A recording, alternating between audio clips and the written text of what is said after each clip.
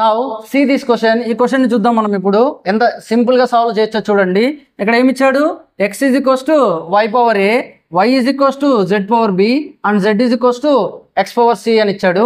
అయితే ABC value ఎంత అని అడుగుతున్నాడు. చూడండి ఇక్కడ మనము జస్ట్ సబ్స్టిట్యూట్ చేసుకుంటూ వెళ్తే వస్తుంది ఈ ప్రాబ్లము. ఎలా చేయాలో చూడండి. సో ఫస్ట్ మనం ఇచ్చిన తీసుకుందాం, x is equals to y power a. ఇక్కడ మనము x is equals to y power a లో y వాల్యూ ఎంతో తెలుసు మనకి. So just substitute in place of y place లో మనము y వాల్యూ సబ్స్టిట్యూట్ చేస్తాం. ఇక్కడ y పవర్ a ఉంది కాబట్టి పవర్ a అలాగే ఉంటుంది. సో y వాల్యూ ఎంత, z power b, right. Now x is equals to ఏమవుతుంది, z.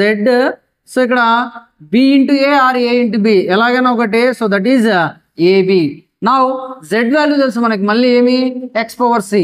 So x is equals to z place లో x పవర్ c ని సబ్స్టిట్యూట్ చేస్తాం. ఇక్కడ z కి ఆల్రెడీ పవర్ ఉంది, ab ఉంది. So x is equals to x power c into ab or ab into c, abc. Now see ఇక్కడ x is equals to x power something వచ్చింది. ఇక్కడ x power ఏం లేదంటే ఏమన్నట్టు, 1 ఉన్నట్టు. So 1 is equals to abc అవుతుంది. ఇది ఎలా అవుతుంది మనకు తెలుసు కదండి, a power m is equals to a power n ఉందనుకోండి. So m is equals to n by using exponents and powers.